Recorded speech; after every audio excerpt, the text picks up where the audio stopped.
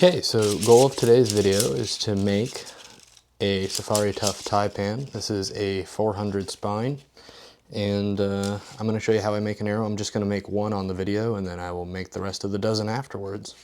Alright, so things I use, I'm going to use obviously a 400 Taipan, need some paper towels, got some denatured alcohol here, king feathers from Laurel Mountain Outfitters, got a paper cutter,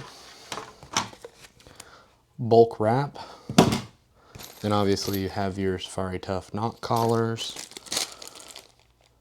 point collars, nocks, heavyweight brass inserts. These have the 100 grain full length, and then you can break them off 75 and 50 grain. I like to use Fletch Type Platinum for my glue, and then a Bitzenberger small piece of Scotch-Brite. You got super glue, field point, hot melt, and I like to use a torch. The only thing I decided to do before the video was I did cut this down an inch because that is what tunes out of my bow. So I have already done that. So the first step I'm going to do is I'm actually going to put the nock collar on.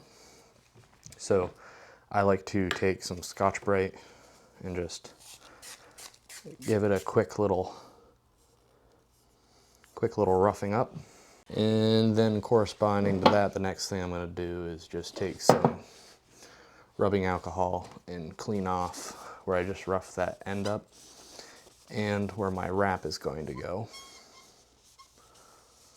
And that is now nice and clean. All right, so the part I get the most questions on is because I make my own wraps. It's not a difficult thing to do. Saves quite a bit of money. This is Oracle 651-0 in the fluorescent green option. I bought this from R-Vinyl. You can also find it on Amazon, but they were out of this particular color when I went to buy it, so I bought it in more bulk than normal from R-Vinyl. So this is how I do it. So I want a 6 1/4 inch wrap. I know that sounds weird, but so what I'm going to do is I'm going to take this, I'm going to bring it out 6 1/4 inches. Drop that guy down. And now I have a 6 1/4 inch long section of wrap. Then you flip it 90 degrees. And I happen to know what size I like my wrap to be for a 204 arrow, which these Taipans are. And there is a nice wrap for a Taipan. Okay, so once I have my wraps cut, the next thing I like to do is actually install the nock collar. These are still fairly new to me as far as using them. I have broken a few nock ends on these Taipans from hitting rocks and whatnot, so I've decided these are a good idea. So the nock collar is super easy to install. I do suggest gluing it, which is what I use the Gorilla Glue blue cap for. So that'll be the next thing we do. Okay, to glue one of these on, like I said, I just use the super glue. The goal is just to make it stay there. The nock also helps hold it in. So I just take, it's gonna be hard to do on camera, but I just take a little bit of Gorilla Glue, dot the end like so, and then I just kind of work it around in a circle, spinning the arrow a few times. Then I like to take my paper towel,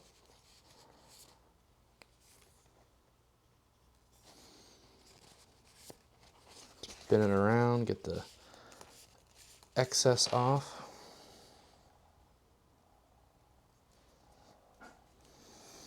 And then that is already locked on there.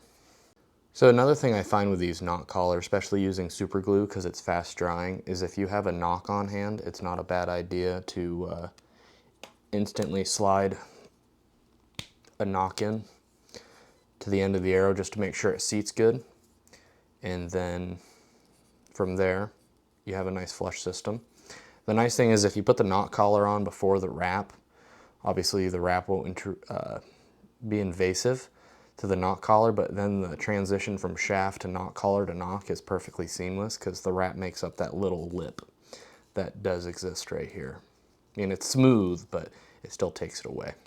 Since I'm doing this on video, it's a little hard to do it clean, so I just re-scruffed this and cleaned it because I got some super glue down here, so that's all cleaned up now. One thing I didn't mention is really helpful. I find these Black Widow owner's manual finally come in help, and that's what I use to roll my wrap on with. Okay, so when you have a nock collar, the big issue is you can't line up the edge of the wrap to the end of the shaft, obviously. So once I figure out how to get this backing off, what you want to do...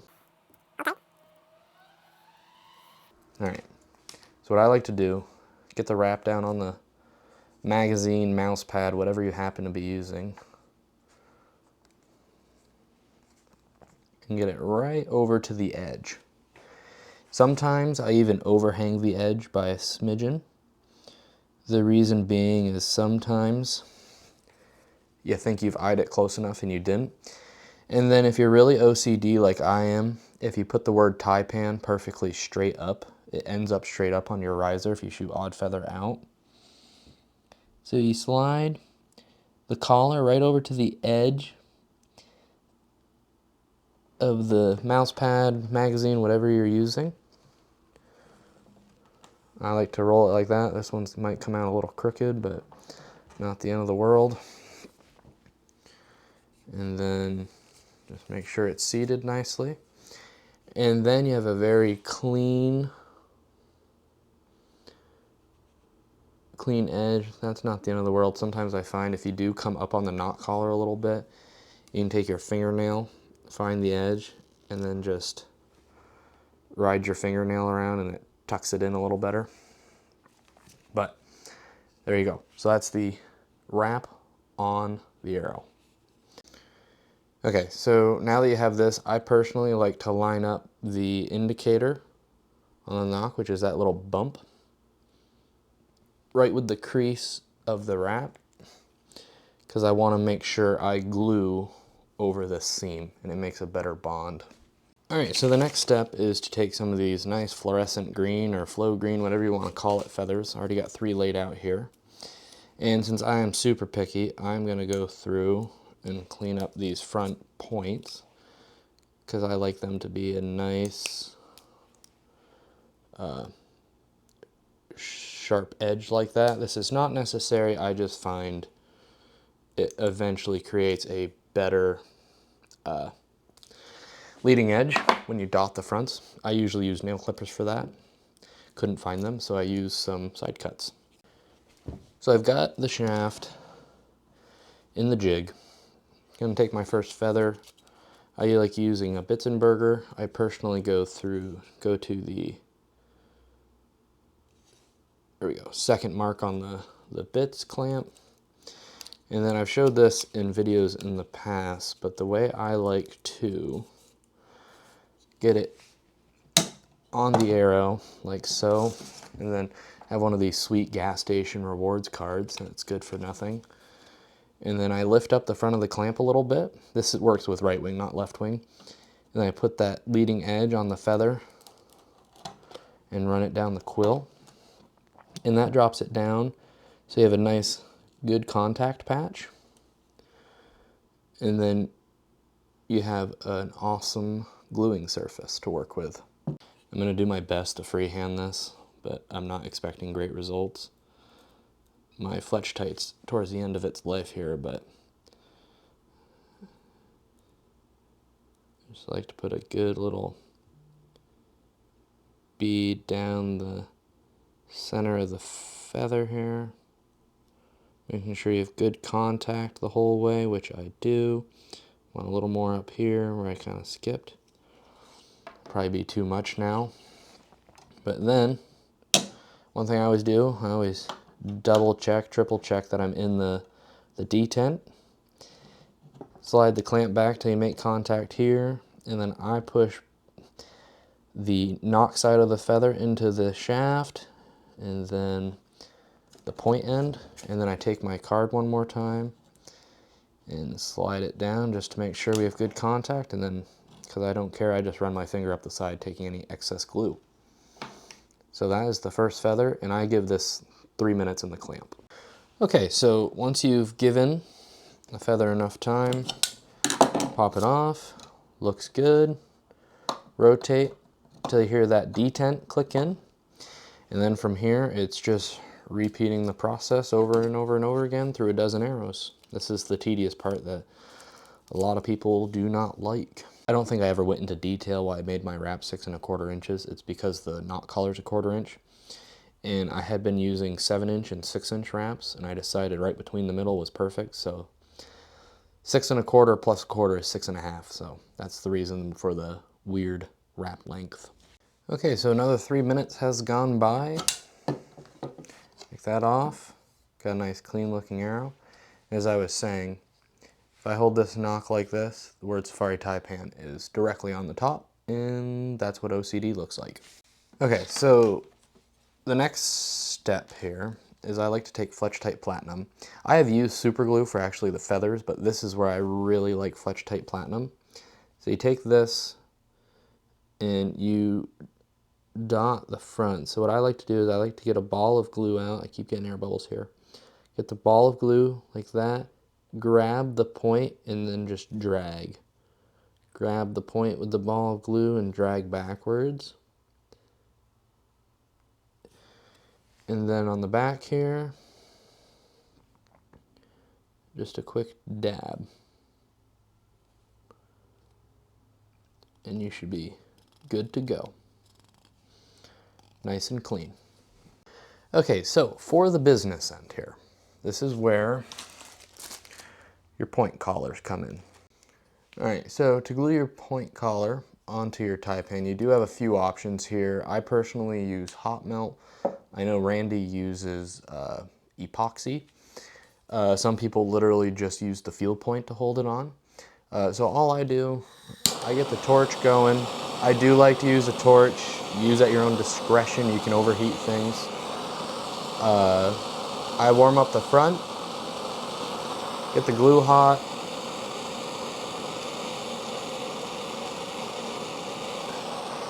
and all I do is fill in the point or the knock side of the point collar, and then I heat that back up, not a ton. If I wasn't talking to the camera, it would have almost been good to go. Get that back up and hot, slam it home, and then dip it in a cup of water just to cool it down. I like to cool my stuff down fairly quickly. And then you should, sometimes it's easier when it's somewhat fresh. Other times it's easier after it cools down, but you can just pick off the excess. And that glues it down enough to keep it in place, but it's definitely not permanent. So like I can't spin this at the moment, so it's not going anywhere, but I could heat that water up, soak it for a couple seconds, and I'd be able to pull it right back off, and that's what I like about it. So if you were to break this arrow somewhere else, you still have a good point collar for another arrow. Okay, so downside of doing it this way is now the end of my arrow, if I can get it to focus, is completely plugged with hot melt. So what I used to do is I would take a knife and I would pop that out, but then I realized I could make that work for me. So to glue your insert in, this is where there's a few different ways to do it. This is a top hat point. I've come to realize I don't like these because there is a weak point there and a weak point there, but they work okay. So you take your insert, screw it right down onto your point, and you can glue it in as a combo. You can back this off a couple threads, and then it's more like a hit insert style. Glue that in, and then you can heat up the point a little bit and unscrew the point, and the insert will stay. If you had hit insert installers, you could use those as well. So tons of options as to how to get this insert into the arrow. I'm going to put it in as a unit, and then I won't have this point loosening up on me, and then I'll just have to break the point free when I want to switch over to a broadhead or a different style point. So first thing I'm going to do, get the torch going again, heat up the hot melt.